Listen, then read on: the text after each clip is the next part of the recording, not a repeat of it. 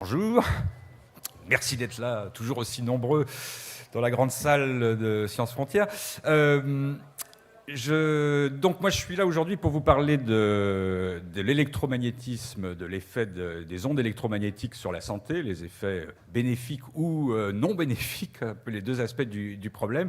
On va commencer par vous projeter un extrait d'un film, d'un documentaire que j'ai écrit, qui est réalisé par Laurence Lantin et qui est passé sur Arte il y a maintenant quelques mois, à peu près en même temps d'ailleurs que sortait le livre que j'ai écrit là-dessus. Une petite insiste quand même à propos du livre, c'est que malheureusement aujourd'hui il est manquant à côté, puisqu'il était là depuis mardi sur les tables, et puis tout ce qui avait été commandé a été acheté. Donc aujourd'hui ils sont en rupture, et donc ils en auront un carton de nouveau demain matin. Alors ce qui veut dire que vous pourrez donc le trouver à nouveau demain matin pour ceux que ça intéresse, et que je ferai, comme d'habitude on fait une signature après les conférences, mais enfin je serai là demain pour ceux qui voudraient éventuellement que les exemplaires soient dédicacés. Voilà, donc le livre s'appelle « Ces ondes qui tuent, ces ondes qui soignent », qui est chez Albin Michel, et l'émission d'Arte portait un titre un petit peu différent, elle s'appelait « Ces ondes qui nous entourent ». Enfin bon, les deux titres disent à peu près la même chose, c'était faire un peu le bilan des connaissances scientifiques en matière de ces effets des ondes électromagnétiques sur la santé. Alors l'extrait qu'on va projeter, c'est en fait la fin du documentaire qui était passé sur Arte, donc à peu près les 10 dernières minutes, et qui concerne en fait les thérapies électromagnétiques. Alors je tenais et nous tenions avec la réalisatrice à passer cet extrait particulièrement, enfin pour deux raisons, parce que d'une part, c'est vrai que les gens qui ont vu le film ou qui ont lu le livre, en général tout le courrier qu'on reçoit là-dessus, c'est essentiellement sur cette partie des thérapies, parce que quand on commence à s'intéresser au sujet et qu'on s'aperçoit qu'aujourd'hui on est capable avec ces techniques de guérir ou de soigner en tout cas un certain nombre de choses qui ne sont pas forcément faciles à soigner, évidemment ça suscite un intérêt très particulier, notamment de la part des gens qui souffrent justement des maladies en question, et donc c'est important. Cela dit, je me suis aperçu aussi que quand je faisais un débat, enfin une conférence ou une intervention à la radio, en essayant de présenter l'ensemble du problème, c'est évident que les questions avaient plus tendance, elles par contre, à concerner uniquement les nuisances, parce qu'effectivement c'est un problème qui obsède beaucoup de gens en ce moment. Effectivement, à quoi sommes-nous exposés dans notre environnement par rapport aux portables, par rapport aux écrans d'ordinateur, par rapport à tout ça. Donc c'est plus les nuisances qui viennent sur le tapis. Alors j'essaierai d'être ensuite dans la conférence assez court, de façon à ce que vous ayez le temps de poser pas mal de questions ou d'intervenir, sachant que pour moi, c'est vraiment, on ne peut pas comprendre le problème si on ne prend pas les deux choses, c'est-à-dire les thérapies par les ondes électromagnétiques d'une part et les nuisances, c'est vraiment les deux revers d'une même médaille, et c'est en comprenant un petit peu les deux mécanismes que je pense qu'on peut se faire une idée réelle de ce que c'est que cet effet électromagnétique sur la santé.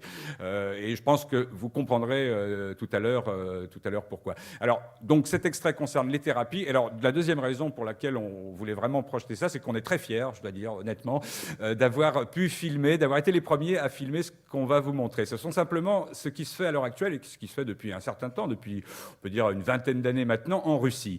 Les Russes ont été les premiers au monde à développer ce type de thérapie. Ils l'ont fait.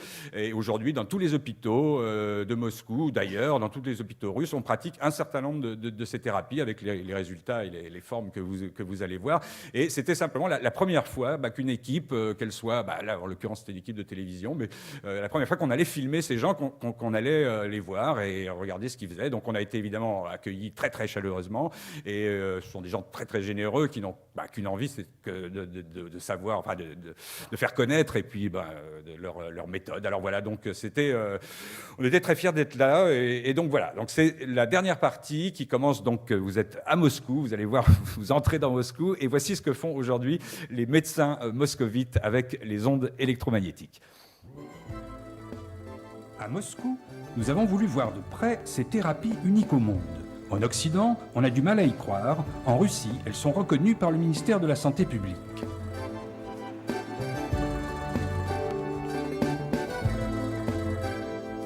Nous sommes à l'hôpital numéro 15, au service de réanimation en cardiologie. Ici, on utilise des ondes qui pénètrent sous la peau et dont les signaux renforcent la résistance des cellules.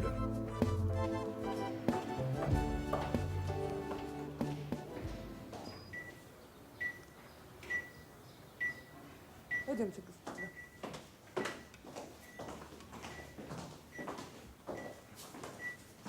Так. Значит, в данном случае мы видим Ici, nous voyons un patient qui vient de faire un infarctus du myocarde. Il a été opéré hier. нередко в нашем Dans notre service, nous administrons souvent en parallèle des médicaments et cette thérapie. миллиметровой терапии.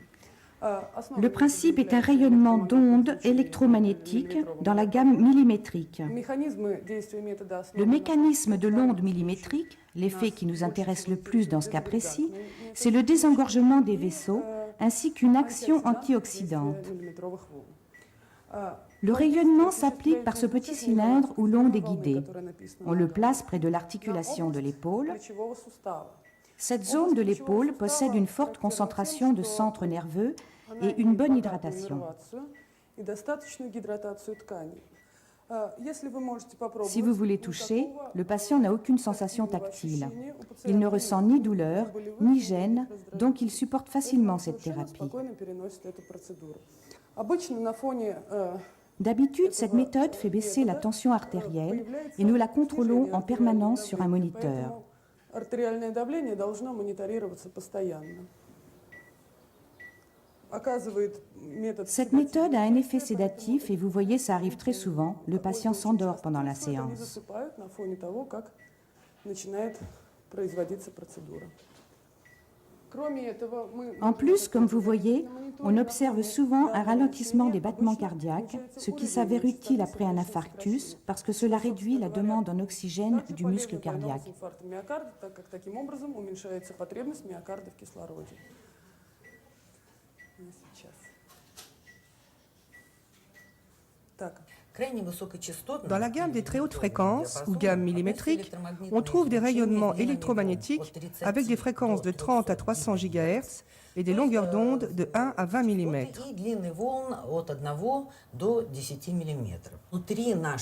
Il existe des ondes semblables à l'intérieur de notre organisme. Pour donner une image, on peut dire que nos cellules parlent entre elles sur cette gamme de très hautes fréquences.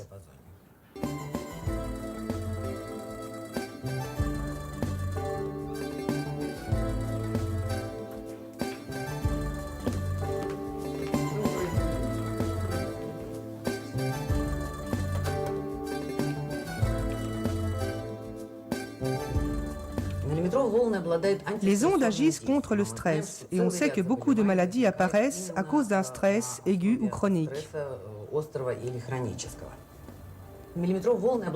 Les ondes millimétriques ont également un rôle très important en rhumatologie contre l'arthrose, qui s'accompagne généralement d'une inflammation.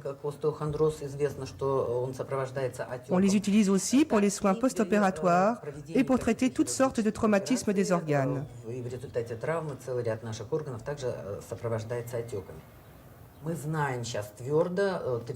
Nous sommes certains aujourd'hui, après une expérience de 30 ans en Russie, que les ondes millimétriques n'ont aucun effet secondaire nocif et qu'il n'y a pas de contre-indication à leur emploi, ce qui permet de les appliquer même en pédiatrie.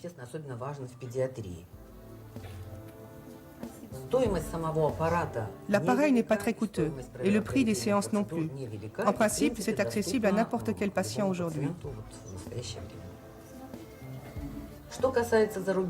En dehors de notre pays, cette thérapie est utilisée en Allemagne. On peut citer aussi la Pologne, la Bulgarie, la Hongrie, la Suède, l'Italie et la Chine. La Chine où on fabrique 300 000 appareils de thérapie millimétrique par an. À notre connaissance, ça n'est pas utilisé en France. Quand nous voyageons aux États-Unis et qu'on nous invite à en parler, les Américains sont très impressionnés. Ils nous disent que c'est la thérapie du XXIe siècle. Mais il faut croire que la France préfère rester au XXe siècle.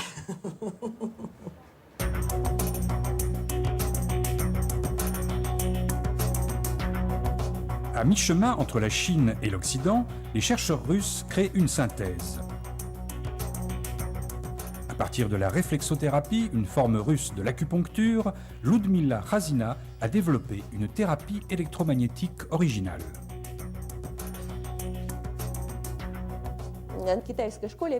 Je suis infiniment reconnaissante à l'école chinoise pour m'avoir fait comprendre les interactions globales entre les systèmes internes et les organes, entre leur état matériel et leur mode de fonctionnement. Après cela, j'ai mené une recherche sur les biorhythmes naturels. Sur quel rythme naturel et spontané fonctionnent le cœur, l'intestin, les poumons, les vaisseaux, les capillaires, les canaux, etc.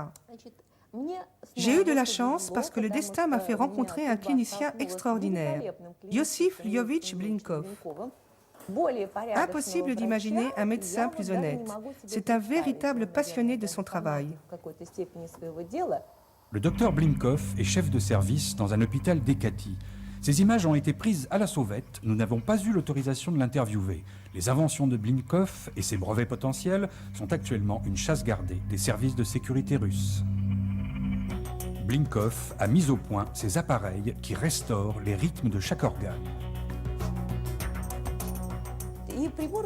Nous avons plusieurs types d'appareils. Des appareils électromagnétiques sans contact. Le patient est couché sous les solénoïdes. La puissance est de 1 Ørsted, l'équivalent du champ magnétique terrestre.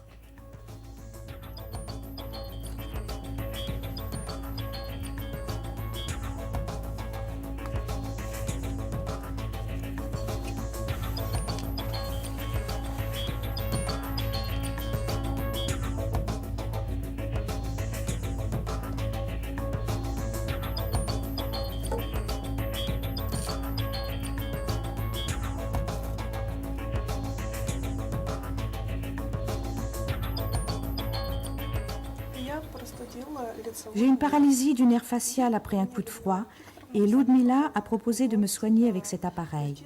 Les muscles fonctionnent à nouveau. Avant, ils ne fonctionnaient plus du tout sur toute la partie droite du visage, y compris l'œil. Maintenant, ça commence à aller mieux, mais il reste encore quelques séances.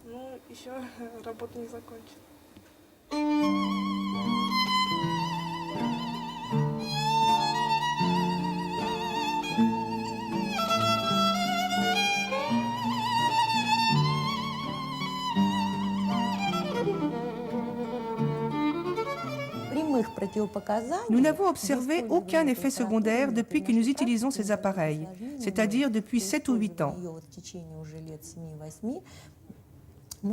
En revanche, nous avons toujours obtenu l'effet souhaité.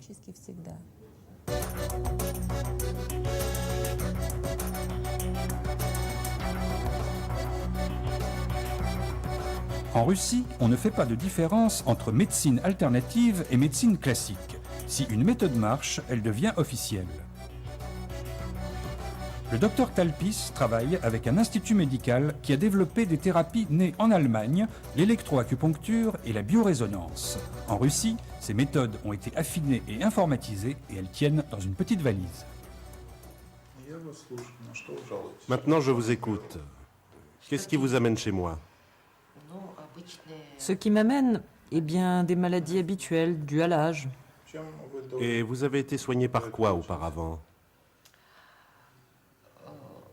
Des médicaments allopathiques. Et des médicaments classiques, quoi. Oui, mais en général, les médecins me disent qu'il me faudrait une opération chirurgicale. Bien. Alors voilà ce que nous allons faire. D'abord, je vais mesurer les points. Comme tous ces points sont reliés avec des organes internes, nous pourrons savoir où ça ne va pas. D'accord, d'accord. Bien. Prenez ça dans la main droite.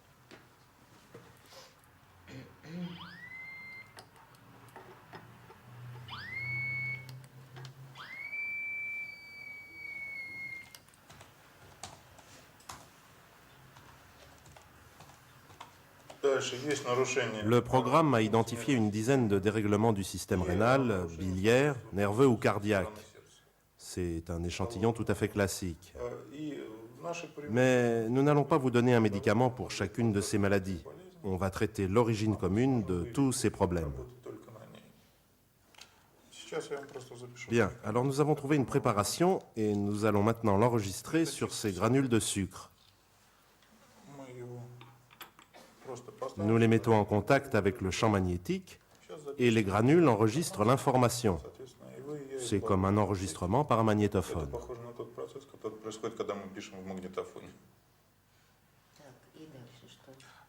Ensuite, vous avalez ces granules comme un banal médicament homéopathique.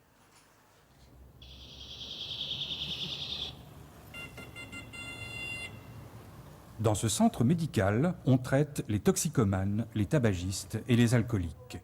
Juste au moment où nous entrons dans le hall, à la télévision, on entend Vladimir Vysotsky, ce chanteur légendaire à la voix rongée par l'alcool et les cigarettes.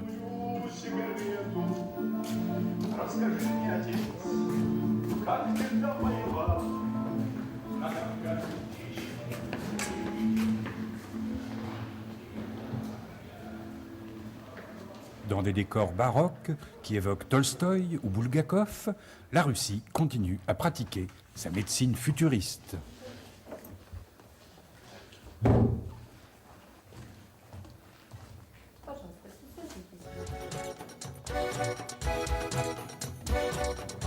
Cette couronne, émettrice de micro-courants électriques, a été inventée par un ingénieur de la conquête spatiale à l'époque triomphante de la science soviétique.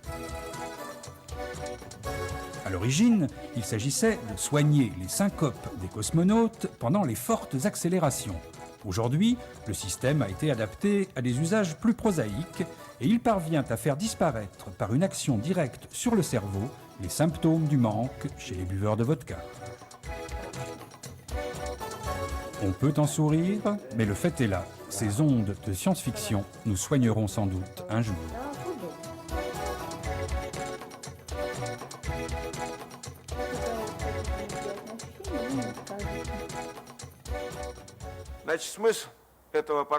L'appareil fonctionne de la manière suivante. On agit sur les zones réflexes de la tête par une suite d'impulsions électriques composées de fréquences précises, émises dans ce dispositif qu'on appelle une couronne. Avec ça, on provoque une résonance dans telle ou telle zone des vaisseaux sanguins du cerveau.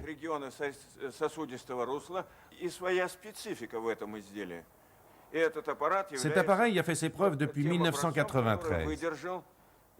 Il est très largement utilisé dans environ 300 cliniques, rien qu'à Moscou, et dans près de 500 centres médicaux à travers toute la Russie.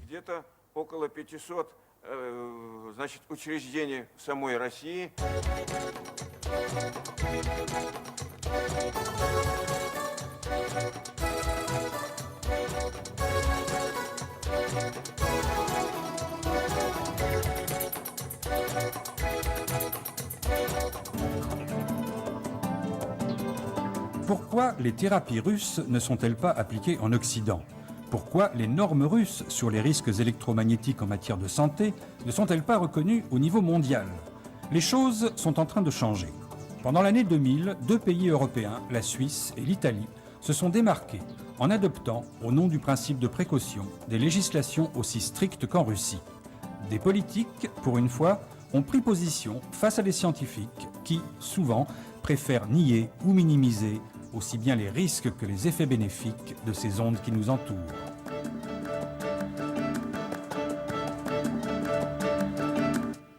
Et la recherche ne peut jamais démontrer qu'aucune chose est totalement inoffensive. Alors, le problème qui se pose est à quel niveau d'évidence scientifique on doit adopter de la précaution, à quel niveau d'absence de preuves scientifiques des risques, on peut dire que quelque chose n'est pas dangereux, qu'elle est inoffensive. C'était le problème scientifique, c'était le problème politique qui se pose. Il faut bien distinguer la science d'un côté de la politique de l'autre côté. Il apparaît clairement que les gens qui établissent les normes sont les mêmes qui fabriquent les équipements. Aux États-Unis, on appelle ça une situation qui sent mauvais. Normalement, ce n'est pas aux fabricants de se réglementer eux-mêmes. Ils devraient être supervisés. La plupart des scientifiques estiment que ce problème ne les concerne pas et qu'il suffit de s'occuper des faits, rien que des faits. Je crois que nous devons repenser cette attitude. À mon avis, nous allons avoir un concept de ce qui est supportable pour la société. C'est-à-dire que nous allons dire, voilà, il y a un certain nombre de personnes qui vont rester au bord du chemin. Cyniquement, c'est ce qui va se passer. On le sent arriver de la part des politiques et de la part de monsieur tout le monde, même des chercheurs. Il y a des gens qui vont rester au bord du chemin parce qu'ils ne pourront pas répondre aux qualités physiques qui leur permettent d'affronter ce genre de pollution. Il faut informer les gens, par exemple, au niveau des antennes fortement émettrices, pour des gens qui portent des prothèses, que ce soit des pacemakers, des appareils auditifs. Il faut faire une signalisation pour leur dire, ici, il y a un champ très important, donc évitez-le. Eh bien, tout ça, c'est droit à l'information, et si jamais il y a des effets, droit à la protection des gens.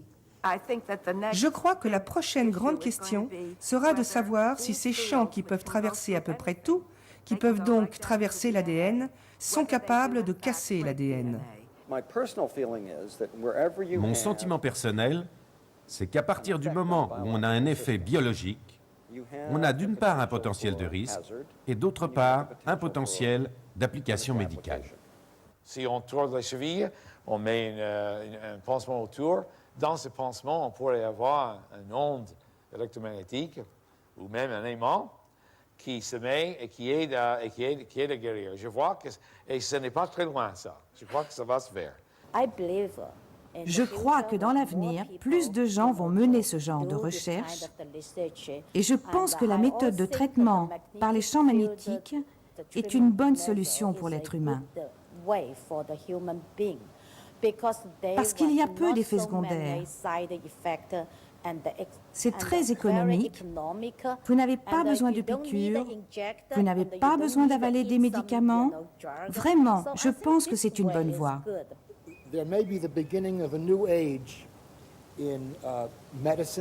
Nous sommes peut-être au début d'un nouvel âge de la médecine, dans lequel l'usage des champs électromagnétiques pourrait jouer le rôle que la biochimie a tenu au cours du dernier siècle, disons depuis 75 ans.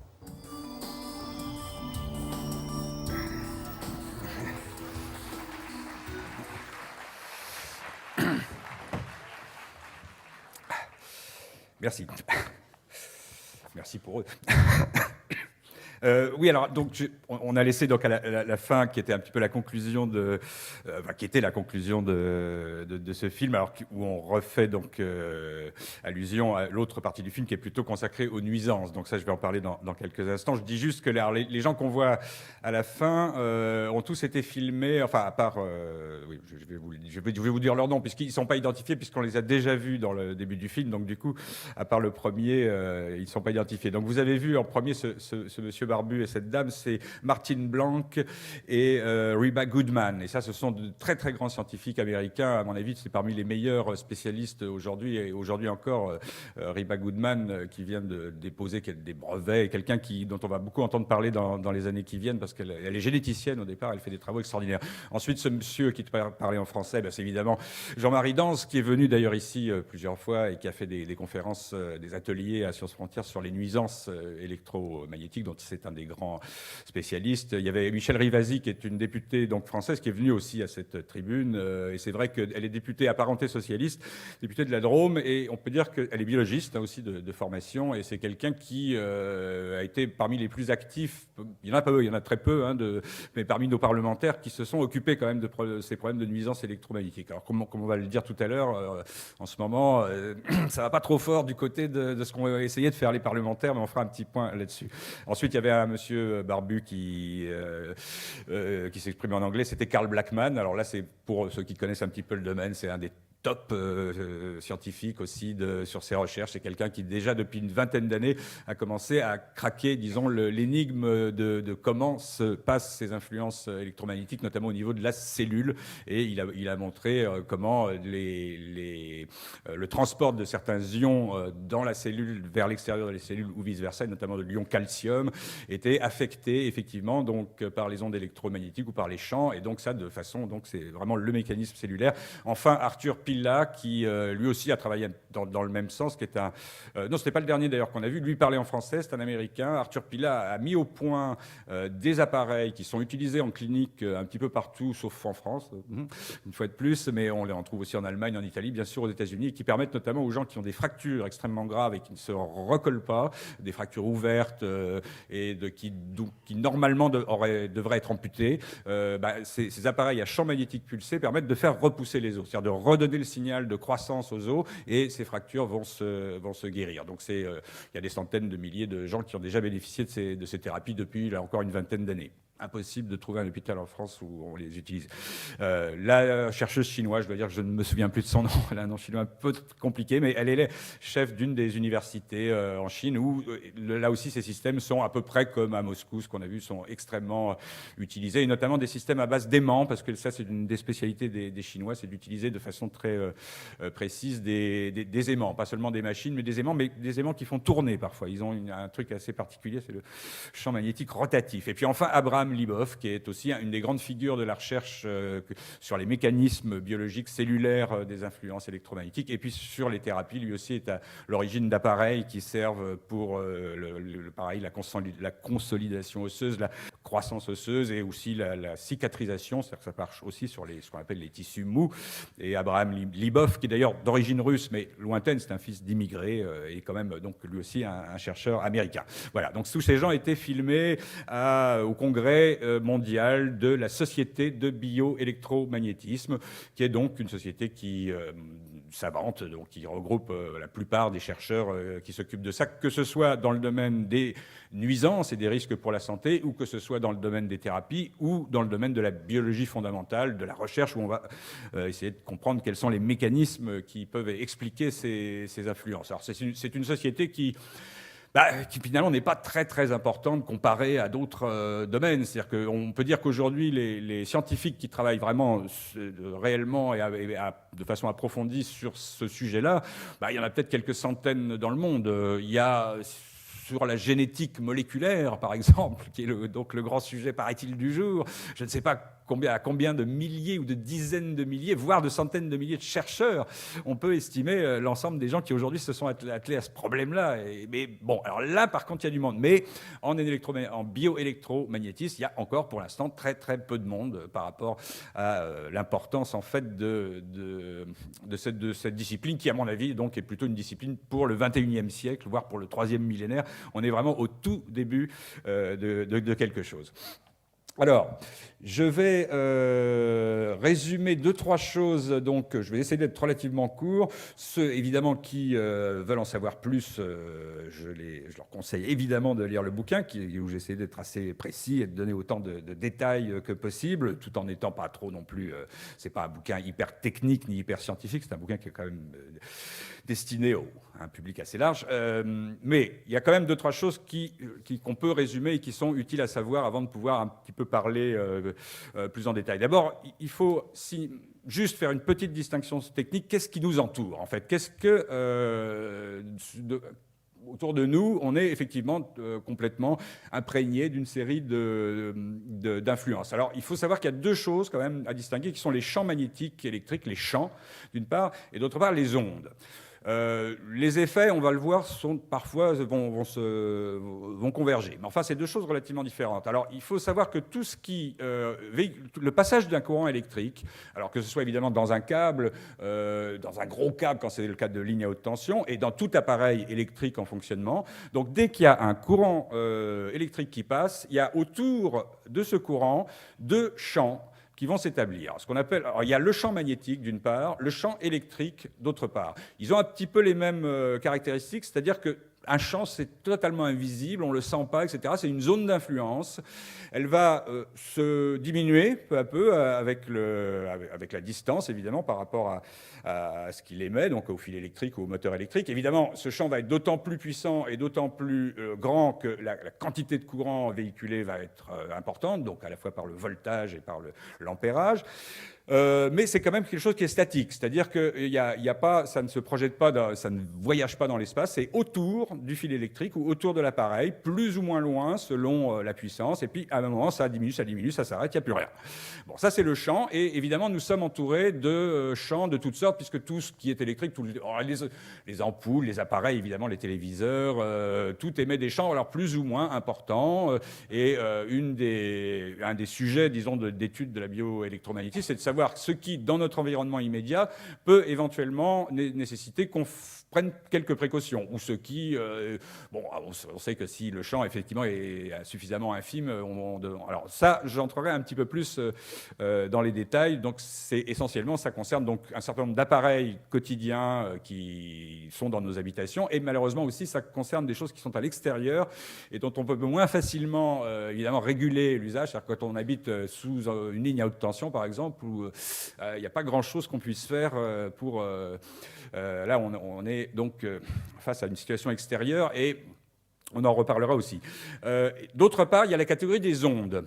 Et ça, c'est une chose un petit peu différente. Là, on parle d'ondes électromagnétiques, parce que dans une onde, il est pratiquement impossible de faire réellement la différence entre le champ magnétique et le champ électrique. Je veux dire, ils sont vraiment intimement liés, ils oscillent ensemble, et c'est ça qui fait une onde. Ils vont osciller, ça va partir donc à la vitesse de la lumière, puisque la lumière est une onde électromagnétique, et ces petits champs électriques magnétiques vont, pendant ce voyage, eux, osciller. Et la vitesse de leur oscillation, on va appeler ça la fréquence. Et ça, la fréquence, c'est très important, puisque ça va effectivement caractériser toutes les ondes. Chaque onde d'une fréquence différente va avoir des effets tout à fait différents.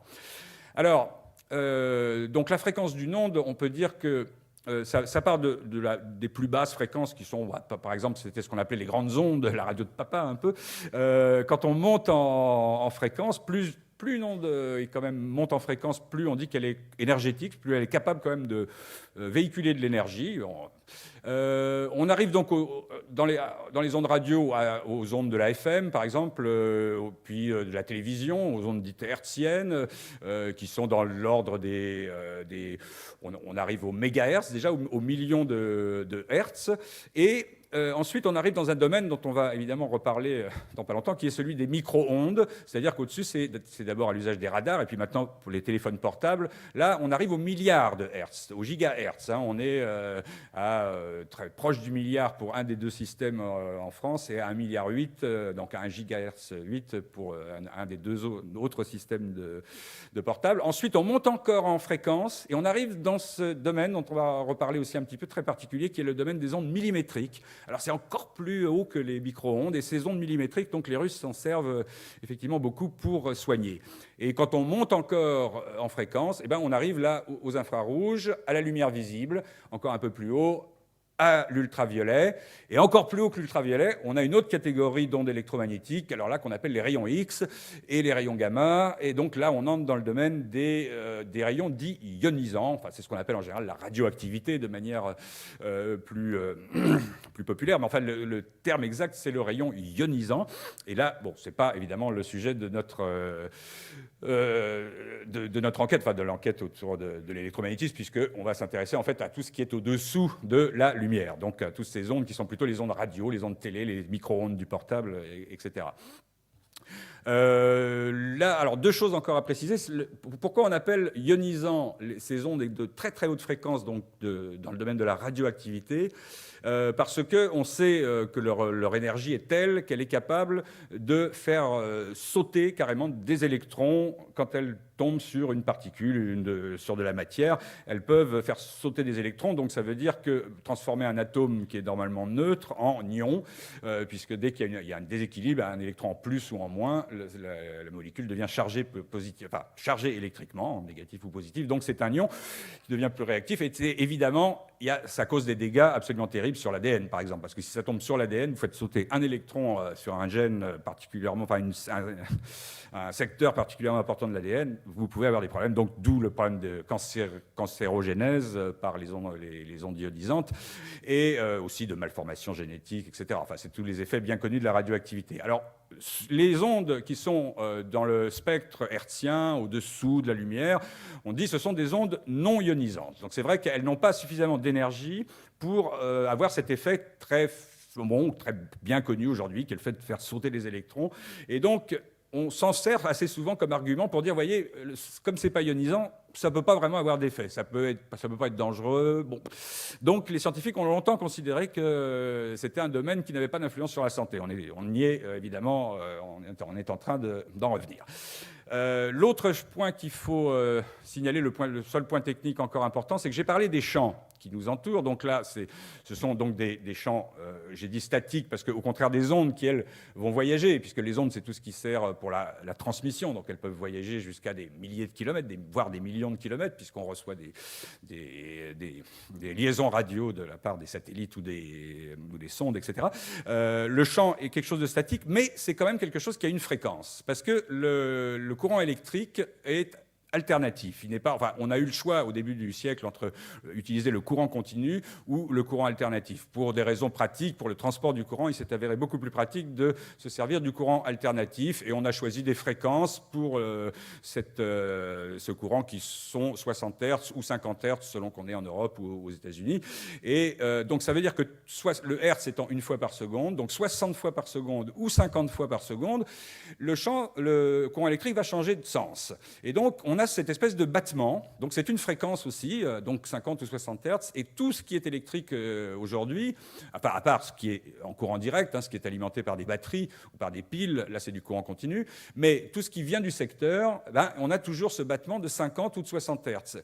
Et des tas de moteurs ou d'autres appareils, par exemple un écran d'ordinateur, a également d'autres fréquences, d'autres battements, puisqu'il y a le balayage qui va faire l'image. Enfin, on peut avoir, à partir du courant électrique, une série de fréquences, mais la plus commune, effectivement, c'est ce 60 Hz ou 50 Hz.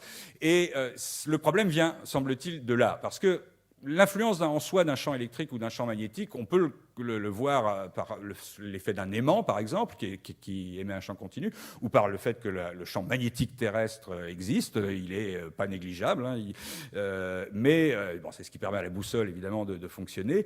Et ce sont des champs, effectivement, qui non seulement ne nous affectent pas de manière négative, n'affectent pas notre santé, mais en plus, semble-t-il, nous sont même nécessaires, puisque les cosmonautes, on s'est aperçu que lorsqu'ils sont en l'absence, donc totalement du champ magnétique terrestre, il y a certains problèmes qui naissent à cause de ça. Ça, c'est des choses que les Russes aussi ont étudiées. Et donc, on fait un champ magnétique artificiel pour reproduire donc, le champ magnétique de la Terre. Mais c'est un champ continu. Il n'a pas cette espèce d'alternateur, donc de battement de cette fréquence, et ça change tout. Et c'est évident que ce qui semble nous perturber, c'est la rythmicité, je dirais, de ce battement.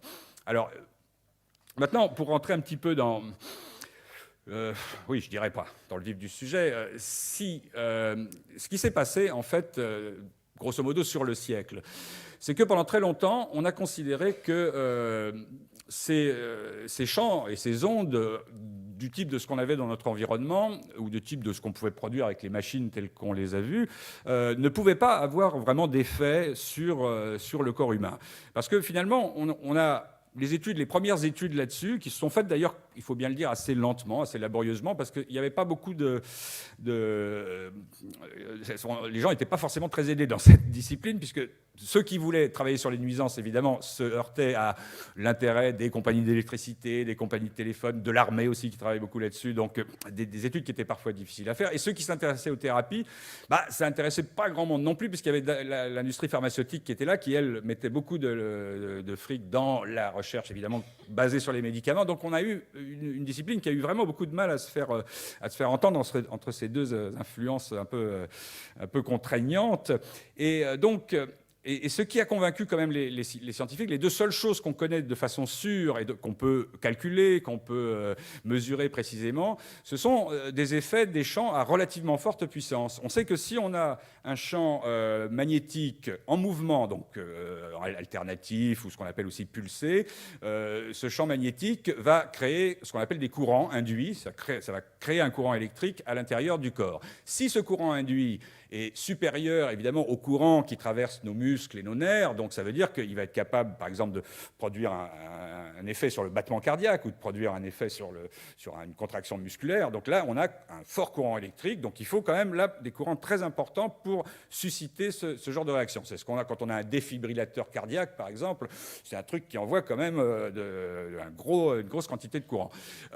C'est pas du tout le cas de ce qu'on a effectivement dans l'environnement, quel qu'il soit, même sous une ligne à haute tension, on est à des puissances beaucoup plus faibles. Donc pas de courant induit, en tout cas pas supérieur à ceux qui fonctionnent naturellement, donc plutôt très inférieur à ce qui fonctionne naturellement dans nos muscles et dans nos nerfs. Et d'autre part, On sait que les ondes, elles, ont la propriété, quand elles sont suffisamment puissantes, et ça varie selon la fréquence, mais il y a une propriété qui est bien connue, c'est ce qu'on appelle l'effet thermique. On sait qu'une onde est capable de nous cuire de l'intérieur. Hein. Ça peut arriver quand on se met en face d'un radar à pleine puissance, c'est comme ça d'ailleurs qu'on l'a un peu découvert. Ça peut arriver quand même pour des stations FM de radio où on peut avoir des brûlures graves, hein, quand on est vraiment en face d'un gros émetteur, et on sait qu'il ne faut jamais se retrouver en face à tout près. Donc c'est un effet de chauffage par l'intérieur, par agitation des molécules d'eau qui vont réagir avec l'onde électromagnétique. Et l'agitation des molécules, c'est ce qu'on appelle aussi la chaleur, et c'est le principe aussi, évidemment, du four à micro-ondes. C'est des ondes, des micro-ondes, donc proches en termes de fréquence de celles du portable, mais évidemment beaucoup plus puissantes, qui vont secouer les molécules d'eau à l'intérieur des aliments et obtenir cette cuisson. Donc ça, ce sont les deux effets, les courants induits d'une part et la chaleur produite à l'intérieur de l'organisme d'autre part. Ce sont les deux effets qui sont relativement bien connus, et ce sont les seuls en fait qui sont vraiment à la fois bien compris et admis par l'ensemble de la communauté scientifique. Ça veut dire que pour ce qui est des thérapies, par exemple, on se sert par exemple essentiellement de l'aspect, dont on servi de l'aspect chauffage, ce qu'on appelle la diathermie, le chauffage de l'intérieur. Et pour ce qui est des nuisances, on considère que une sorte de majorité des scientifiques jusqu'à récemment ont considéré que non, dans l'environnement, même sous une ligne à haute tension, même avec un téléphone portable, même face à des antennes relais, etc., on avait des puissances tellement faibles que ça ne pouvait ni chauffer nos tissus, ou en tout cas très peu, juste de peut-être quelques dixièmes de degrés, mais ça on est dans les variations naturelles, je dirais, pas sans grand danger. Alors donc ni chauffer, ni produire de courant induit suffisamment fort pour nous troubler, pour nous perturber, pour créer des maladies. Donc toutes les normes qui sont censées nous protéger, elles existent plus ou moins. En général, ce sont des normes un peu volontaires, mais enfin bon, elles ne prennent en compte que ces deux effets. Et les thérapies dont on connaît vraiment bien le mécanisme ne prennent en compte aussi que ces deux effets. Alors ça pose un énorme problème parce qu'en fait, il apparaît de plus en plus que d'une part, même à ces faibles puissances de l'environnement, il y a toute une série d'effets que les gens ressentent. Les gens qui sont sous une ligne à haute tension, ou maintenant les gens qui sont face à une antenne relais de téléphone portable en face de chez eux, par exemple, vont se plaindre de migraines, d'insomnie, de choses plus graves qui peuvent être des problèmes génératifs, disons fausse couche par exemple, assez souvent. Ça peut aller jusqu'à la leucémie des enfants, qui est souvent une sorte d'indication quand il y a, pendant quelques années, dans cette période un petit peu fragile de croissance, du début de la croissance d'un enfant, c'est arrivé autour des lignes à haute tension, et c'est en train d'arriver en ce moment, semble-t-il, autour des antennes relais. Donc il y a toute une batterie de symptômes comme ça qui semblent de plus en plus manifestes et qu'on ne peut pas expliquer, effectivement, ni par ces deux grands mécanismes dont j'ai parlé. Donc beaucoup de scientifiques ont dit à un moment, et continuent malheureusement aujourd'hui encore à le dire, c'est pas possible. Ça peut pas, il y a un mystère, on n'y croit pas, puisque... Et c'est la même chose aussi dans le domaine des thérapies. Tout ce qu'on a vu là, par exemple, ce que font les Russes, mais ce que font aussi, par exemple, Arthur Pila avec ses appareils qui soignent les fractures, ça se situe également à des puissances bien inférieures à celles qui nous chaufferaient ou qui produiraient des courants induits, des puissances du même ordre que celles qu'on a dans notre environnement. Et là, de nouveau, on a un effet qui est évident. Ça se voit sur les radios, hein, quand on voit les gens qui ont été traités par des champs magnétiques pulsés. Donc, les os, c'est des choses, c'est très mesurable, etc. Et le mécanisme donc reste relativement mystérieux, puisque là encore on est dans un domaine de très faible puissance, et là encore il y a une partie de la communauté médicale qui continue à dire ça ne peut pas marcher, ça doit être un effet placebo, ça doit être dans la tête. Il y a plein de gens encore qui n'y croient pas, particulièrement en France où on a ce côté quand même très, si on ne comprend pas exactement et rationnellement le mécanisme de la chose avec toutes ces étapes, alors on continue à être méfiant et à ne pas, ou en tout cas à attendre, à ne pas s'en occuper, à contraster avec le côté plus pragmatique, effectivement, des Russes, d'une part, et des Américains, dans un certain sens aussi, et d'ailleurs apparemment également des Allemands et des Italiens maintenant, qui sont bien avancés dans ce domaine, et qui se disent, à partir du moment où on a quelque chose qui marche, en thérapie par exemple, tant pis si on ne comprend pas exactement encore par quel circuit cellulaire ou autre ça marche, si on a de bons résultats, pas d'effets secondaires, que ça semble intéressant, au moins, appliquons-le. Donc ça, c'est important de le savoir. Et de savoir donc aussi qu'en France, c'est un petit peu difficile de sensibiliser, ou il y a peu de médecins, disons, sensibilisés à ce type de choses. Et dans le domaine des nuisances, on va retrouver la même chose, c'est-à-dire qu'une série de scientifiques un peu patentés, officiels, qui tiennent un petit peu les commissions aujourd'hui, les rapports d'experts, les commissions internationales qui font les normes, et qui sont en même temps des gens qui, depuis des années, des dizaines d'années, sont pratiquement entièrement subventionnés par l'industrie électrique, par les opérateurs de téléphone. Et malheureusement, la situation est tristement une situation où il n'y a pas d'autres sponsors possibles. C'est soit les pouvoirs publics, et puis quand on entre dans le privé, ben là, les seuls qui ont vraiment un intérêt à financer ce genre de recherche, c'est les grosses industries de l'électricité et des communications. Donc ces gens dont les labos dépendent de ces... évidemment, auront plutôt intérêt, s'ils veulent avoir des bonnes carrières à long terme, à minimiser les risques, et donc à s'accrocher à une espèce une incertitude, un manque de preuves, un côté un petit peu mystérieux des actions nuisibles, pour dire non, pour l'instant, tout va bien, on n'a pas prouvé qu'il y avait danger, il y avait nuisance, etc. Et malheureusement, on en est toujours là. Donc dans les deux domaines, c'est quand on se heurte à une sorte d'establishment scientifique qui est fortement aussi influencé par les intérêts économiques et politiques. Alors, c'est pas une situation facile, mais j'ai l'impression que d'une part et d'autre, les évidences maintenant commencent à être tellement énormes, que ce soit dans le domaine des nuisances ou que ce soit dans le domaine des bénéfices qu'on peut attendre des thérapies, que il y a une sorte de vieille majorité là qui est en train de s'effriter, et de jour en jour, on voit apparaître aujourd'hui de plus en plus de recherches qui vont dans le sens d'un renouvellement de la pensée biologique à ce niveau-là. Alors, il y a une chose importante à signaler, c'est pourquoi les Russes. Alors, les Russes ont été effectivement à la fois pionniers dans l'application de certaines fréquences, donc de certaines ondes électromagnétiques pour la thérapie, et également pionniers en matière de normes et de protection contre les nuisances. Alors ça paraît un petit peu bizarre parce que les Russes n'ont pas vraiment la réputation d'être... on connaît Tchernobyl, leur centrale nucléaire, etc. On se dit c'est un pays qui n'a pas beaucoup de respect pour l'environnement. Bon, les choses sont un petit peu plus complexes. C'est vrai que le système est tel, il y a une telle gabegie, une telle corruption, qu'au moment de la réalisation des travaux comme des centrales nucléaires, les choses se font en dépit du bon sens, et on arrive à des drames comme tous ceux qu'on connaît. Cela dit, au niveau de la recherche scientifique, quand on part, finalement, ça part avec de bonnes intentions. Ça finit souvent assez mal. Dans le domaine de l'électromagnétisme, les Russes ont fait dans les années 60 une démarche qui n'a pas du tout été faite à l'époque en Occident. C'est-à-dire qu'ils se sont dit... Une démarche qui nous paraît maintenant très logique, mais malheureusement, ce n'est pas la démarche occidentale classique, c'est de dire, bon voilà, nous sommes maintenant entourés d'électricité, il y a des lignes à haute tension, on a des appareils électriques partout, on va commencer à communiquer avec les ondes électromagnétiques, donc faisons une large enquête à la fois de laboratoire, sur des animaux, dans les usines, dans les entreprises où les gens sont soumis à des champs assez forts, un petit peu partout, faisons de l'épidémiologie. Alors, ils ont fait ça pendant plusieurs années. En laboratoire, c'est plusieurs générations d'animaux qui ont été irradiés comme ça à différentes puissances sur des générations entières. C'est du gros travail. Ça a été fait, disons, ça a commencé à la fin des années 50, au début des années 60. Ça a duré comme ça plusieurs années. Et au bout de quelques années, ils ont réuni, donc tout ça a été contrôlé par évidemment une structure universitaire d'État. Et ils ont fait le bilan de tout ça et ils ont édicté des normes à ne pas dépasser, qui ont été appliqués ensuite un petit peu dans tous les pays de l'Est et également en Chine.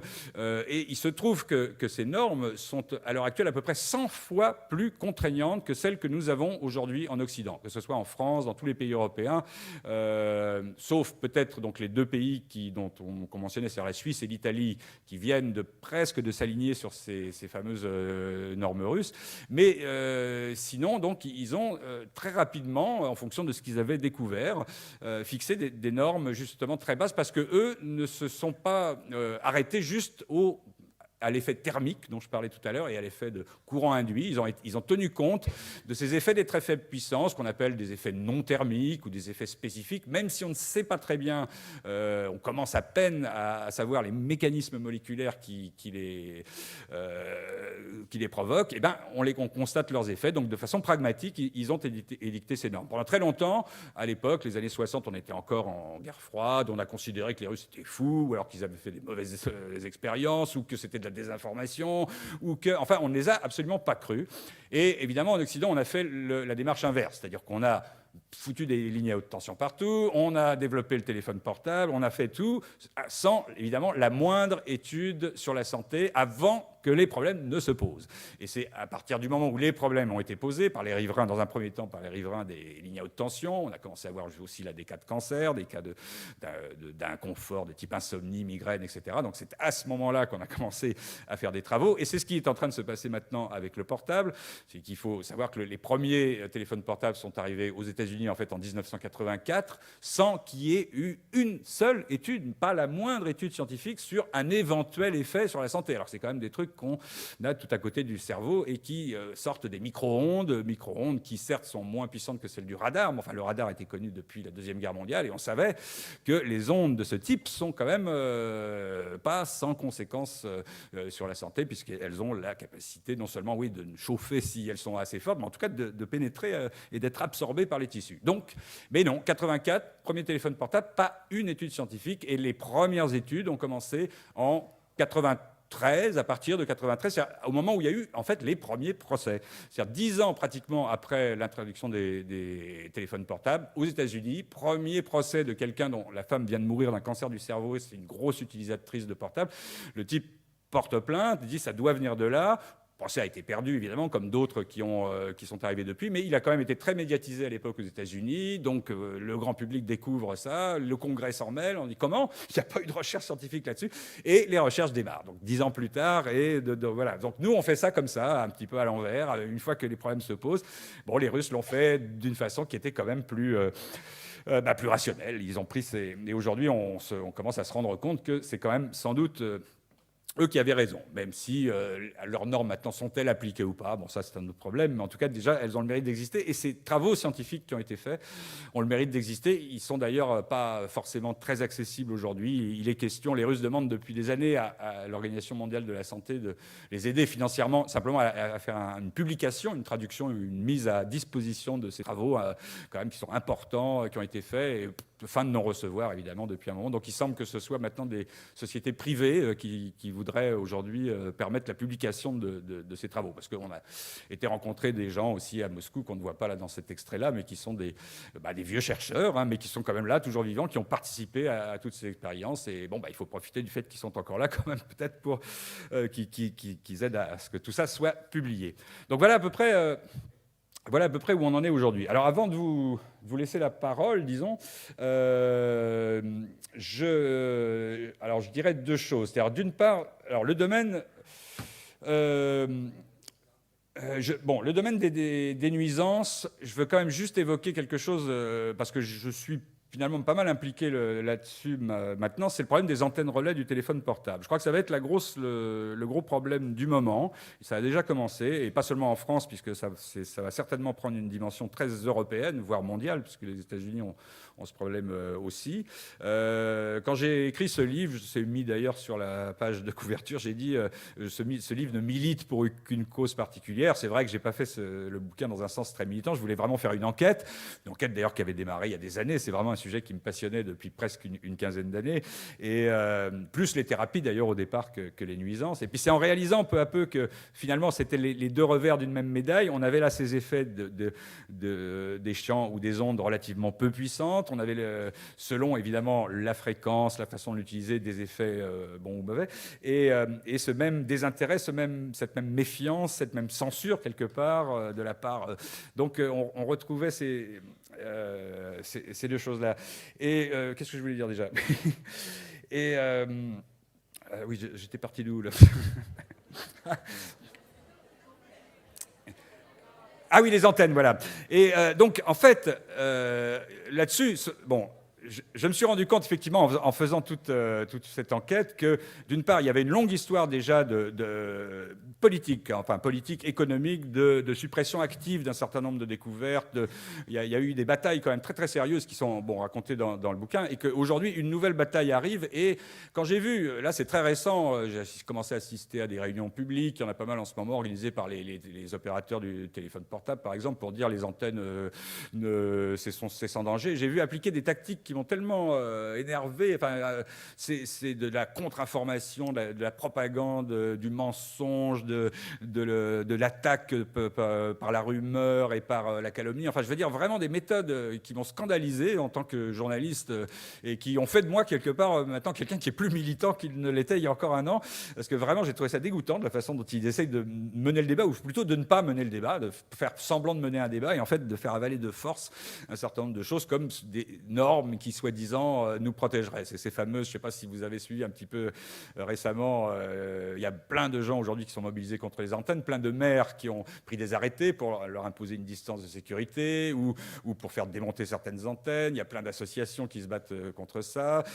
Et il y a la position officielle, celle des opérateurs, et malheureusement celle du gouvernement aussi à l'heure actuelle, c'est de dire « Ah oui, mais nous avons des normes qui nous protègent, ce sont des normes européennes. » Alors, il faut dire que ce ne sont pas des normes, ce sont des recommandations qui ont été votées, enfin, qui ont été adoptées par le Conseil européen. Donc, le Parlement n'a jamais voté sur ces normes pour l'instant. Ce sont des recommandations. Et évidemment, on se situe en dessous de ces recommandations, que ce soit pour les téléphones portables, les antennes, etc. Alors, soi-disant, puisqu'on est en dessous, on serait en sécurité. Donc, évidemment, on sait maintenant, et de nombreux scientifiques le disent, que ces normes sont absolument n'importe quoi. Elles sont juste fondées sur les effets thermiques et avec un petit facteur, enfin un facteur de sécurité pour qu'on soit bien en dessous.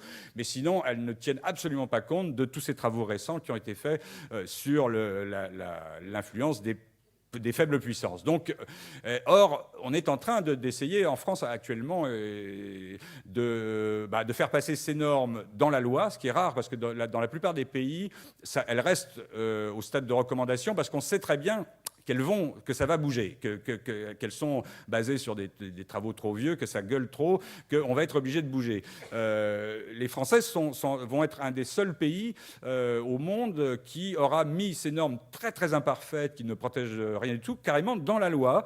C'est un décret qui doit paraître, on ne sait pas trop quand, mais dans les semaines qui viennent, et ça a été bien préparé puisqu'il y a déjà un arrêté du ministère de l'Industrie qui a été pris donc, il y a un mois maintenant, suivi d'une circulaire au préfet, etc. Donc on est en train de bétonner cette histoire. Et évidemment, une fois que ce sera devenu un décret, une loi, ce sera encore plus lourd ensuite à faire bouger. Et là-dessus, les parlementaires n'étaient pas forcément d'accord, que ce soit du côté du Sénat ou du côté de l'Assemblée nationale. Il y avait des projets de loi qui étaient en préparation. Michel Rivasi, qu'on a vu dans le film, avait pour l'Assemblée nationale travaillé sur un projet de loi. Ces projets de loi ont été écartés. C'est le gouvernement qui a décidé d'agir par décret. Et on est en train d'essayer de nous faire avaler ça. Donc ces décrets, soi-disant, vont nous protéger. Alors qu'au contraire, on nous donne des normes qui sont tellement laxistes que tout est possible en dessous. Alors, la mésaventure qui vient d'arriver, ça c'était la semaine dernière en Espagne, c'est peut-être ce qui va nous arriver aussi un jour, c'est que là, en Espagne, pour l'instant, c'est devenu une sorte de cause nationale. On en a peu parlé d'ailleurs dans les journaux français, bien que ça ait été repris pourtant par l'International Herald Tribune, par les journaux anglais comme le Guardian, par les journaux allemands, mais silence radio sur les journaux français. La une des journaux espagnols depuis une semaine, c'est quand même c'est les 4 cancers d'enfants de leucémie et de cancer autour d'une école à Valladolid. Cette école est quand même, en face de l'école, il y a une bonne batterie d'antennes de relais. Et là, les 3 opérateurs espagnols y sont. Et ça a été installé il y a 2 ans. Et depuis 2 ans, depuis quelques mois, il n'y avait jamais eu de cas de leucémie ou de cancer dans cette école. Il se trouve comme ça. Et puis d'un seul coup, on en a d'abord 1, puis 2, puis 3, puis 4. Maintenant, on en est au 5e. Donc là, il y a eu une sorte de scandale national là-dessus, parce que dans un premier temps, effectivement, on a... et l'Espagne, qui venait de prendre le décret du même genre de celui qui s'apprête à être fait en France, c'est-à-dire sur ces normes européennes, il vient d'être obligé d'annuler ce décret, puisqu'il y a une telle levée de bouclier en disant, vous voyez bien que ces normes ne nous protègent absolument pas, donc ça y est, ce décret, ils vont l'amender, donc ils vont essayer de trouver de nouvelles normes, lesquelles, ça c'est un autre problème, parce que la recherche n'est pas assez avancée aujourd'hui pour qu'on puisse dire, au-dessous de telle norme, ça irait, mais en tout cas, reconnaître que ce qui existe ne nous protégeait pas. Donc ça, c'est une histoire importante, puisqu'il y a beaucoup de batailles aujourd'hui. Alors ça concerne peut-être plus les grandes villes ou les villes moyennes où les antennes relais sont très proches des habitants. Peut-être que dans d'autres situations, quand on a une antenne relais qui est un petit peu loin dans les champs, ça va, on n'a pas trop de problèmes. Mais je ne sais pas s'il y a des gens ici qui sont face à ce type de problème, notamment face à des écoles et des endroits comme des hôpitaux ou des choses comme ça. Mais ça, c'est vraiment quelque chose dont il faut se tenir au courant. Il y a une vraie bataille en cours. Et Alors, deuxième chose que je voulais dire, au niveau des thérapies, donc c'est important donc de savoir, les gens sont parfois étonnés qu'on dise, bah oui, bah, d'un côté vous dites, alors ces ondes, ça peut être nuisible pour la santé, ça peut donner des cancers, ça peut donner des migraines, et de l'autre côté vous dites, bah, ça peut aussi soigner. Ben oui, parce que tout dépend évidemment d'une fréquence à une autre, on a une onde tout à fait différente, donc tout est question de dose, de puissance. Alors on ne va pas rentrer là dans les détails, mais ce qui peut soigner peut faire du mal et vice-versa. Alors ça, je vous montre juste ça parce que c'est ce que vous avez vu tout à l'heure. C'est un appareil à ondes millimétriques, donc c'est un appareil russe, ça on ne le trouve pas en France, d'autant plus que les Russes sont à peu près les seuls à savoir fabriquer, miniaturiser en tout cas les émetteurs d'ondes millimétriques, mais on espère que ce sera peut-être importé en France un de ces jours. Alors c'est à peu près ce type d'appareil en fait qu'on va sans doute voir se développer, alors que ce soit là, l'onde millimétrique c'est une chose, il y a d'autres techniques qui sont le champ magnétique pulsé, qui est peut-être d'ailleurs un peu plus facile à fabriquer, c'est en général plutôt ça qu'on va trouver, et on peut aussi avoir d'autres techniques du type courant électrique, mais on considère maintenant qu'il vaut mieux ne pas avoir trop d'applications directes de courant électrique sur la peau parce que ça peut avoir quelques contre-indications. Le mieux, c'est ce qui n'a pas réellement de contact, donc c'est les ondes. Alors que, les ondes millimétriques, par exemple, qui ont des propriétés spécifiques disons, de renforcement de l'immunité et des capacités cellulaires de se défendre, de se reconstituer éventuellement. Et d'autre part, les champs magnétiques pulsés qui ont un peu ce même effet selon effectivement la fréquence à laquelle on va les faire pulser. Alors bon, ça devient pour les gens qui sont un petit peu branchés là-dessus, ça devient un peu une sorte de médecine alternative. C'est-à-dire que moi, par exemple, là, je suis pas très en forme aujourd'hui parce que j'ai un peu la crève depuis maintenant 2-3 jours, donc ça commence par un mal de gorge, ça monte au nez, ça descend sur les bronches. Ce matin, j'étais effectivement canne de tout, grosse douleur aux bronches et tout. Bon, j'ai branché la machine effectivement sur 30 minutes en fréquence 5,6 en longueur d'onde, plutôt 5,6 mm. Donc je me suis appliqué ça comme ça, pendant une demi-heure. Et je reconnais que ça ne m'a pas fait disparaître complètement. Là. Je sens qu'il y a toujours là, mais là, pour l'instant, j'ai plus mal. Je n'ai pas toussé depuis ce matin. Donc, j'ai pris aussi un peu de L52, donc ça aide aussi. Mais voilà, je pense, à l'usage, on constate que ça, ce n'est pas un effet qui est totalement radical, mais ça peut contribuer de manière intéressante. Et apparemment, sans aucun effet secondaire. Alors là, on parle de petits mots, mais il y a des mots quand même beaucoup plus importants. Et ça, je pense que c'est réellement quelque chose qu'il faut faire savoir, et d'ailleurs je ferai là-dessus un papier dans un prochain numéro de l'Impatient Alternative Santé, simplement pour que les gens le sachent, c'est-à-dire que tous les gens qui souffrent d'arthrose, d'arthrite, de problèmes rhumatismaux, disons en général, de douleurs chroniques, douleurs du dos, etc., et ça empoisonne la vie de tas de gens, et il y a très peu de traitements médicaux vraiment adaptés, c'est-à-dire les analgésiques qui finissent par bousiller l'estomac, les anti-inflammatoires qui ont en général des gros effets secondaires, les infiltrations qui sont douloureuses, qui ne marchent pas tellement.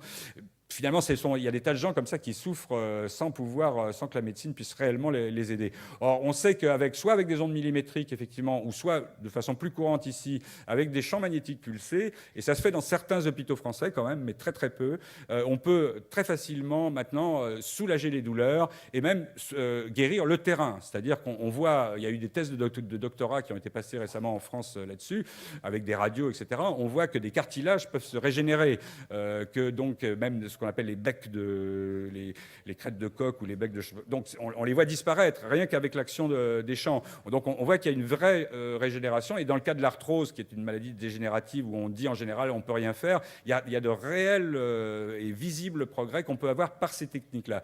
Donc il serait vraiment urgent et ce sont des appareils en plus qui sont là fabriqués de manière assez courante dans des pays voisins.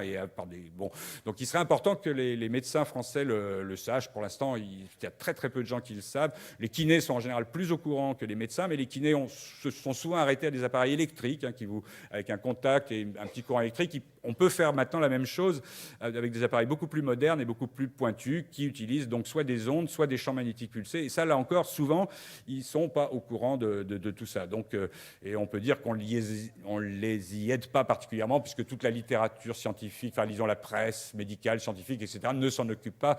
Il y en a que pour, évidemment, les médicaments, la médecine pharmaceutique. Bon, ça, on s'en doute. Donc voilà le résumé très rapide que je peux faire là-dessus. Évidemment, tous les détails sont dans le livre. Où l'émission, malheureusement, elle n'est pas disponible en cassette du commerce, ce qui est dommage. Mais enfin, Arte est une grosse aussi entreprise pour ça, que ça n'intéresse pas beaucoup de diffuser des documentaires de ce type. C'est dommage parce qu'il a eu un bon écho. D'ailleurs, quand il est passé sur Arte, il y a eu plein de courriers. Bon.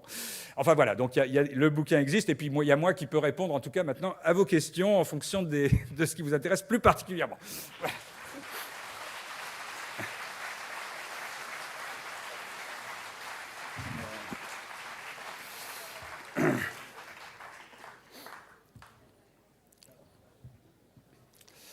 Alors, il faut trouver les micros d'une part. Alors, oui, à propos du bouquin, donc j'ai dit que je le signerais. Alors, je signerai dans le hall quand il va arriver. On me dit qu'il sera là donc demain après-midi, aux heures normales. Donc, je serai là dans le hall avec les libraires de Cavaillon dès que les livres sont là, quoi. Donc, demain après-midi, en fait, puisque demain matin, ce sera fermé. Mais voilà. Alors, j'entends pas votre micro, là. Le micro. C'est un appareil fait par un concepteur suisse. C'est un triangle de verre avec des boules de quartz qui est relié à un ordinateur. On pose un cheveu dessus et ça vous donne toutes les données de vos troubles de santé. L'origine, par exemple, la position du lit, les vêtements que vous portez. C'est extraordinaire. Et c'est très récent. Oui. Alors, effectivement, non, je ne connais pas cet appareil-là. Alors, c'est vrai qu'il y a plusieurs domaines. On a, disons, peut-être ce qu'on pourrait appeler l'extrême pointe de ces recherches. C'est effectivement des choses qui sont très difficiles à comprendre parce que là, on est en dehors, enfin, très en dehors de ce qui est compréhensible par, disons, la science de base, je dirais. Alors, c'est des domaines, ce qu'on appelle, par exemple, la géobiologie, c'est-à-dire l'influence de cette très petite variation des champs magnétiques, mais qui vont faire que tel ou tel endroit va être ce qu'on appelait autrefois les maisons à cancer, où il y a des endroits, effectivement, où des maladies vont se produire à répétition, d'autres qui vont être considérées comme plus bénéfiques. Ça ne se mesure très difficilement, sinon par des méthodes qui sont des méthodes du type du pendule ou de l'antenne de Lécher, donc qui dépendent avant tout du don, de la sensibilité de la personne, en fait, semble-t-il, essentiellement au champ magnétique, avec l'antenne qui va lui permettre de déguiser ses réflexes par rapport à ça.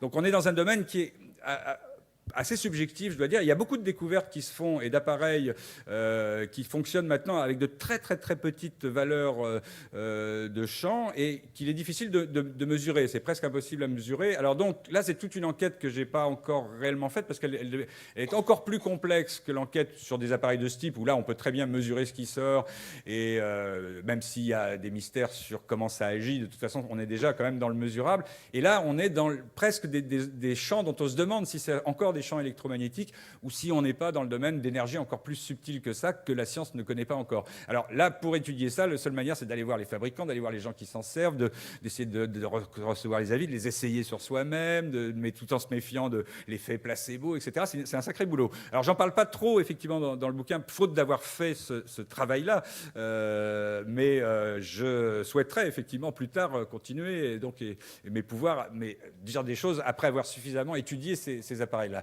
Et il y a pas mal de choses dans ce domaine qui échappent un peu à ce qu'on peut comprendre. Mais ce n'est pas parce qu'on ne les comprend pas ou parce que ça paraît un peu extraordinaire que c'est forcément faux. Ça peut très bien être des choses simplement qui sont encore loin devant ce qu'on peut connaître de façon scientifique. Alors j'ai essayé de rester sur le côté plus scientifique, mais en sachant, comme je l'ai dit, que ça ne convainc pas forcément tous les scientifiques. Il y a beaucoup de gens qui sont très sceptiques par rapport à ça et qui continueront à dire non, avec d'aussi faibles puissances, on peut obtenir aucun effet, que ce soit nuisible ou bénéfique. Ça dépend qui... Allô ? Ça dépend qui les paye. Ah voilà, alors Jacques Surbeck, que je connais évidemment, que j'ai déjà rencontré, qui lui est biophysicien, donc c'était pas son, je crois, au départ, enfin il est arrivé à s'intéresser à ce problème-là, et lui est un de ceux qui ont sorti. Alors là aussi, quelque chose que j'ai pas réellement traité dans le livre, parce que c'est compliqué, là aussi ça demande une enquête très très serrée, c'est est-ce qu'on peut se protéger des champs électromagnétiques. Alors c'est tout le problème de ce qu'on vous vend aujourd'hui, il y a des tas de gadgets, disons, dont on peut dire, est-ce que ça peut le réellement drame. protéger par rapport à un écran d'ordinateur, alors c'est très compliqué parce qu'il faut là, manifestement, trier le bon grain de livret. Tout n'est pas forcément efficace. Il y a probablement des choses efficaces. Là, c'est une véritable enquête à faire. Elle est très complexe. Alors, Jacques Surbeck m'a paru quelqu'un d'assez sérieux. En tout cas, c'est basé sur des publications scientifiques. Donc, c'est de ça dont il va nous parler. Nous avons 30 publications scientifiques et 12 congrès scientifiques internationaux majeurs derrière nous. Vous avez parlé tout à l'heure de Blackman. Et en 1991, déjà, Blackman avait publié dans BEMS, Bioelectromagnetic Society, la newsletter numéro 102, dans laquelle il disait que les appareils de mesure... Allô ? Un petit mauvais contact Oui, dans le micro, sans doute. peut-être. Les appareils de mesure sont un leurre, car ils ont une sensibilité qui est de très loin inférieure à celle des êtres vivants et des cellules vivantes et des modèles biologiques. Et il demandait déjà en 1991 d'utiliser le modèle biologique pour la détection de nocivité ou de non-nocivité de certains champs. Vous avez cité tout à l'heure les normes françaises. Je dois vous dire que nous avons travaillé sur ce sujet. Je vais vous en parler dans 2 minutes si vous me le permettez. Je voudrais déjà faire un bref historique sur l'histoire des ordinateurs. C'est tout à fait par hasard, c'est par accident que nous avons découvert la nocivité biologique de la radiation électromagnétique pulsée des écrans cathodiques. C'est un accident. Il nous a fallu 10 ans pour identifier cette nuisance, pour trouver une parade dont l'efficacité puisse être scientifiquement démontrable. Et je dois rendre grâce au docteur Paul Nogier, grâce à qui nous avons pu commencer à comprendre les mécanismes. Vous avez parlé tout à l'heure de champs subtils. Effectivement, nous avons autour de nous un champ énergétique qui est la somme de toutes les différences de potentiel entre noyau et membrane de nos cellules. Alors évidemment, c'est infime au niveau cellulaire, mais ça peut atteindre, et certains chercheurs l'ont déjà mesuré, jusqu'à 25 volts à l'intérieur d'une cellule. Mais avec 0,00000 lambda ampère, évidemment. Et quand on additionne tout cela, on obtient un champ que les Chinois appellent le Qi, le Qi. Et que Fritz Popp et Régis Dutheil ont appelé le champ énergétique, et Saxon Burr appelle le champ vital. Donc vous avez là un champ, et on a pu montrer que devant un écran d'ordinateur, au bout de 8 heures de travail, ce champ est détruit à 75%. Et il faut 150% du temps passé à l'écran pour le régénérer. Et il est détruit à 90% si vous avez 2 écrans ou un écran devant, un écran derrière vous. Et là, il faut 200% du temps passé à l'écran pour le régénérer. C'est-à-dire que quelqu'un qui travaille devant 2 écrans 10 heures par jour ne peut pas se régénérer. Et en général, il tombe malade dans les 3 ans qui viennent. C'est la raison pour laquelle nous avons investi 10 ans de recherche, 10 ans de travail, 10 ans d'expérimentation, et que nous avons pu maintenant publier 30 comptes rendus scientifiques, le dernier ayant été signé par le médecin du travail du groupe Thales au dernier congrès de la médecine du travail du bassin méditerranéen. Je tiens les textes à la disposition de ceux qui les demanderont. Tout le monde peut me contacter par email surbeck@pingnet.ch. Et là, je tiens toutes les documentations, les tirées à part, à la disposition de ceux qui en ont envie. Ceci étant, sur les expériences de Nogier, nous avons pu montrer que les éléments de protection que nous avons mis au point sont efficaces à 100% et suppriment complètement la destruction du champ énergétique qui, lui, entraîne la rétention d'adrénaline, laquelle entraîne un auto-empoisonnement de l'organisme, qui déclenche la diminution de l'activité du système immunitaire et un déséquilibre dans le système hormonal. Ça va beaucoup plus loin qu'on ne le pense. Je ne veux pas monopoliser le micro, mais je tiens à votre disposition tous les documents justifiant mes assertions. Voilà, merci. Et pour ceux qui ont noté, Surbeck s'écrit S-U-R-B-E-C-K. Et donc, @pingnet, pingnet.ch. CH ne voulant pas dire chuich ni chocolat, mais simplement Confédération helvétique. Donc, alors évidemment, nous débordons, donc on va encore prendre. Je crois que Jacques Benveniste a demandé. Ouais. Monsieur, madame. Bonjour, messieurs, dames. Voilà, j'ai 2 questions à vous poser, mais rapides. Notamment ici, notamment sur les ondes ELF, qui auraient été, disons, en expérience dans les années 50-60 par les Russes. Et enfin, moi, j'ai lu ça sur des revues, vous me direz si c'est vrai ou si c'est faux. Et donc, des ambassades, etc., américaines avaient eu des problèmaux de troubles, enfin, de maux de tête, etc. Ils avaient découvert que les Russes envoyaient des ondes ELF, qui seraient de l'ordre de 10 ou 15 Hz, peut-être je me trompe. Donc, est-ce que l'on pourrait imaginer, parce que je l'ai lu aussi, que sur ces ondes porteuses, on pourrait envoyer des messages subliminaux, dont l'armée aurait déjà fait des essais, et envoyer, par exemple, un message quelconque, par exemple, je ne sais pas, dans l'armée... il faut tuer, puis on tue. Bon, par des messages subliminaux portés par ces ondes porteuses. Bon. Deuxième question, vous évoquiez le magnétisme avec de la chaleur. Pourrait-on imaginer aussi, je connais une certaine personne de près qui fait du magnétisme et qui, lorsqu'elle impose ses mains sur des sujets, pour des zonas ou autres, des maux de tête ou des maux de dos, les personnes ressentent une chaleur intense. Donc, ceci pourrait-il être dû à ces ondes magnétiques? Et si c'est le cas, ma foi, je pense que peut-être vous pouvez apporter une réponse. Est-ce que c'est vrai? Est-ce que ça apporte quelque chose de positif? Alors, je vais essayer de répondre très rapidement. ELF, ça veut dire ELF, c'est-à-dire Extremely Low Frequency, fréquence extrêmement basse. Alors, on considère que les fréquences extrêmement basses, c'est par exemple le 60 Hz ou le 50 Hz du courant électrique. Ça, c'est vraiment une fréquence très basse. Et qu'un grand nombre d'ondes radio ou de micro-ondes qui, elles, ont des fréquences au contraire très très hautes, puisqu'on est dans les milliards de Hertz, sont ce qu'on appelle modulées ou pulsées. C'est le cas, par exemple, dans un téléphone portable, on a la micro-onde qui va vibrer à 900 MHz ou à 1,8 GHz. Et puis, parce que pour diverses questions techniques, elle va être modulée, elle va être pulsée, puisque c'est digital, donc ça va être des paquets d'ondes en fait, qui vont arriver, par exemple, à 17 Hz, c'est-à-dire 17 fois par seconde. Alors, et ça, ou à 217 Hz aussi. Enfin, donc, tout ça, c'est ce domaine des extrêmement basses fréquences. Et on pense, aujourd'hui, effectivement, c'est une des pistes les plus sérieuses, que la plupart des effets nocifs dus soit à des ondes radio, soit à des champs électriques, etc., ce serait à cause de ces vibrations à très basse fréquence qui sont en fait relativement proches de vibrations internes, d'oscillations internes de nos organes ou de nos cellules. On sait que par exemple au niveau du cerveau, quand on les ondes cérébrales,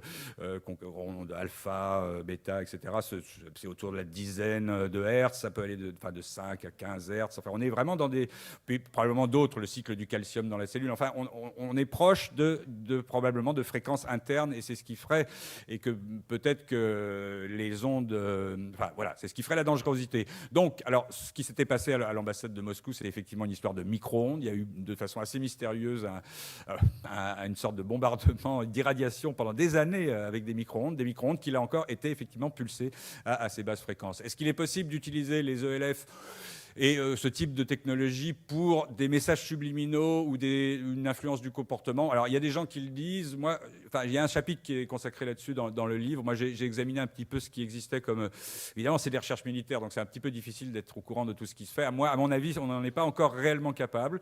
Mais c'est certain que les militaires s'y sont intéressés, que je pense que c'est techniquement, pour l'instant, encore difficile, mais que ça pourrait l'être effectivement un jour. Et la dernière question étant sur le magnétisme, alors ce qu'on appelle du magnétiseur, du guérisseur, il est tout à fait probable qu'il y a effectivement dans la main du guérisseur ou de la guérisseuse une capacité de mobiliser les cristaux de magnétite qu'on a en fait tous au bout des doigts, mais qui sont un petit peu dans tous les sens. Le don consisterait en fait à les aligner de façon donc instinctive, de façon à ce qu'elles produisent un petit champ magnétique qui donc va avoir on a aussi des cristaux un petit peu partout dans les arcades sourcilières, donc de la magnétite naturelle, disons. Donc il y aurait effectivement cette composante magnétique réelle réel chez le magnétiseur ou le guérisseur. C'est peut-être pas la seule chose, parce que là encore, il y a parfois des éléments qui font penser qu'il y a peut-être d'autres types d'énergie aussi, ou dans des énergies plus subtiles.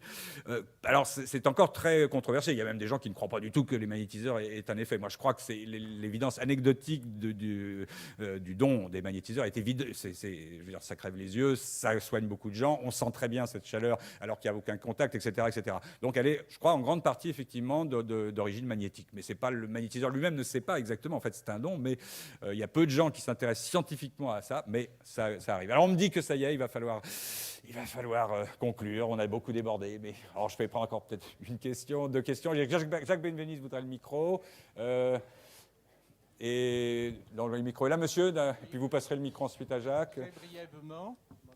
Très brièvement, je voudrais rappeler un phénomène historique, c'est le cas Prioré, dont certains ont entendu parler. Prioré avait mis au point un appareil comprenant un oscillateur magnétique à faible fréquence associé avec des micro-ondes, et il avait guéri des cancers. Et cette étude a été reprise au CNRS de Bellevue, où j'ai travaillé pendant 1 an, et a été suivie par M. Wolf, prix Nobel, qui a confirmé les résultats. Ça s'est passé dans les années 56-58 avec des publications à l'Académie des sciences. Et curieusement, ces travaux sont tombés dans le grand mystère et l'incognito, on ne sait pas pourquoi. Mais oui, alors pour ceux qui ont lu un numéro récent de Science et Vie, il y a des chercheurs qui ont continué depuis la mort de Priori. Il y a toujours eu des gens qui ont continué parce qu'il n'a pas laissé quand même, il faut bien le dire, toutes les données qui permettraient de faire fonctionner ces machines. Il était assez paranoïaque, assez secret, et malheureusement, même à ses enfants, il n'a pas légué. On ne sait pas se servir de ces machines aujourd'hui. Donc plein de chercheurs ont cherché, peu ont trouvé. Il semble que le docteur Bernard Murzeau, qui avait fait d'ailleurs un exposé, un atelier un matin sur Priori, je crois que c'était il y a 2-3 ans à Sciences Frontières, soit arrivé aujourd'hui, avec des moyens modestes d'ailleurs, tout à fait en dehors de l'université, soit arrivé à reproduire dans une certaine mesure l'effet Priori, en tout cas sur des souris. Il a eu de bons résultats sur des souris. Donc Science et Vie en a fait un article, c'était il y a 2 mois à peu près. Donc évidemment, moi j'ai eu depuis Murzeau au téléphone. Pour l'instant, ça s'arrête un peu là parce qu'il me faut de moyens. Et bon, puis il est médecin par ailleurs, il fait autre chose. Donc il va essayer de relancer ensuite une autre expérience de cible. Donc ça avance très très lentement. C'est un petit peu le cas de tous ces chercheurs qui sont souvent un peu isolés, chacun dans son coin. Mais enfin voilà, ça continue. Donc peut-être qu'on va retrouver un jour. Le Priori avait obtenu un effet vraiment très très spectaculaire, effectivement. Jacques Benveniste. Oui, je voudrais juste donner un petit mot de warning, comme on dit dans la bourse maintenant, au sujet des machines à diagnostic. Je me souviens qu'il y a 15 ans, j'étais allé dans un congrès à Dallas, et il y avait une salle grande comme celle-là, et il y avait à chaque 2 mètres un stand avec une machine à diagnostic, avec des ordinateurs, etc., etc.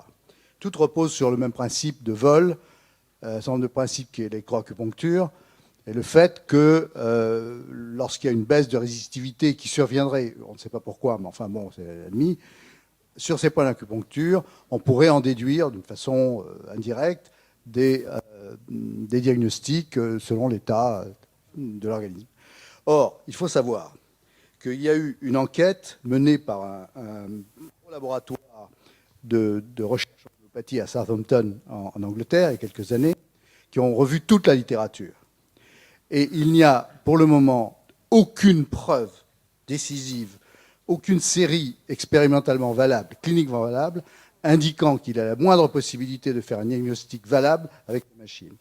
Une expérience qui a été faite par un Japonais sur une série de cancers, où il aurait effectivement trouvé une significativité, c'est-à-dire qu'il a réussi à détecter des cancers patents qu'on lui avait cachés dans une proportion de cas qui est statistiquement significative.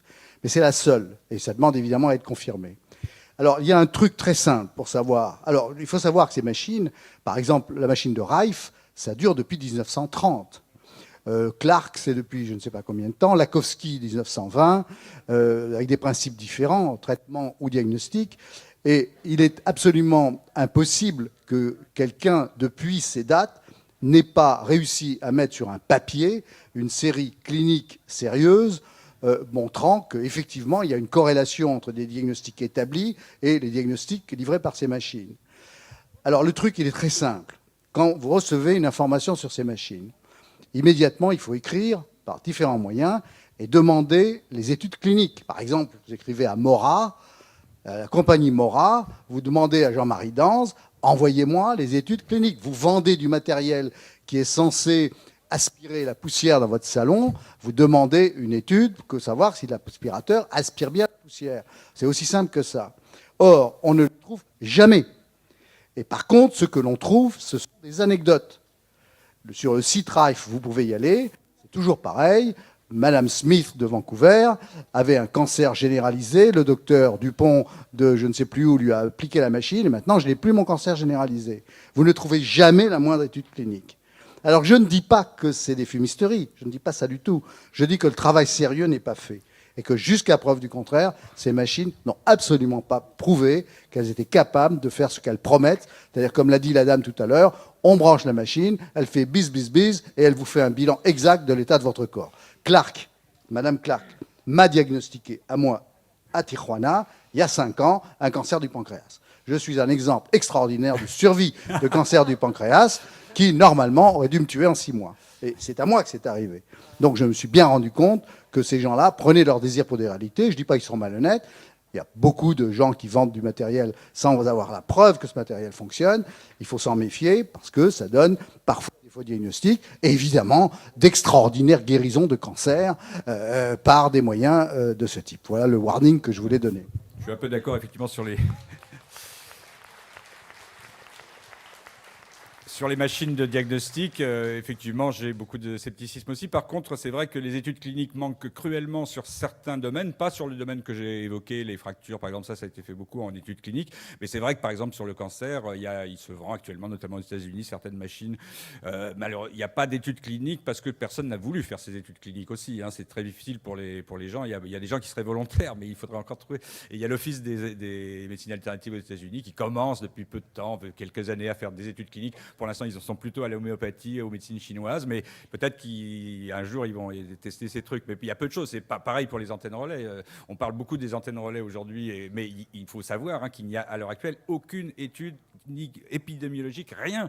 0 étude sur l'impact sur la santé des antennes relais. Donc, on est tous en train de parler de choses que malheureusement, les scientifiques, faute de moyens, de volonté des pouvoirs publics, de volonté n'ont même pas encore étudié. On est dans une situation un peu surréaliste par rapport à ça. Très, très en retard sur la réalité. Oui. Alors, je crois que là, il va S'il vous plaît. Oui, allez-y. Merci de me donner la parole. Je voudrais m'adresser à M. Jacques Surbeck. M. Surbeck, c'est le 3e jour qui nous alerte sur la nocivité. Je suis là. La nocivité des écrans cathodiques. Il a dit hier que le pouvoir financier, le pouvoir politique ne faisait rien. Donc M. Surbeck a dit avoir des solutions. Alors moi, ce que je voudrais savoir, quelles sont d'une manière pratique vos solutions, parce qu'il y a quand même des centaines de millions d'écrans dans le monde qui sont nocifs. J'ai regardé votre site internet BioShield Technologies. J'ai rien compris parce qu'apparemment c'est une société qui me paraît chimie, pharmacie. J'ai trouvé des produits à M500, M, etc. Alors, d'une manière très pratique pour tout le monde, que faut-il faire pour se protéger contre la nocivité pour laquelle vous avez fait des études très sérieuses? Vous Merci. êtes trompé de site, monsieur. C'est EMF-horizontal bioshield.com. Mais c'est la carte de visite qui marquait BioShield. EMF-bioshield.com. Ce n'est pas du tout BioShield Technologies. Parce que BioShield Technologies se rapporte à une société de produits chimiques, comme vous venez de le dire. Bon, alors, est-ce qu'en 30 secondes, on peut avoir une solution, s'il vous plaît? Est-ce qu'on peut avoir... Que faut-il faire pour se protéger Je vous l'ai dit. Oui, mais tout le monde n'a pas dit avant-hier. Bon, je dois...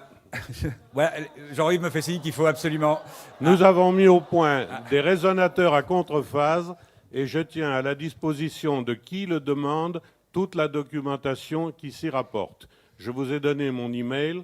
Vous pouvez me contacter quand, comme et où vous voulez. Oui, mais s'il y a 1000 personnes qui envoient un email ce soir, ça va être assez difficile. Je sais pas. Oh, ça va vite les emails. Eh bien, on les traitera progressivement. Ça prendra peut-être 8 jours. Alors, on téléphone. Mais bon, merci beaucoup. Voilà, donc je suis obligé de conclure donc sur ce débat qui est évidemment forcément riche. On est là, de toute façon, dans le hall, que ce soit pour Surbeck, pour moi, si vous avez des questions. On peut continuer à discuter dans le hall, mais il faut laisser la place. Merci. Merci Jean-Pierre Lantin.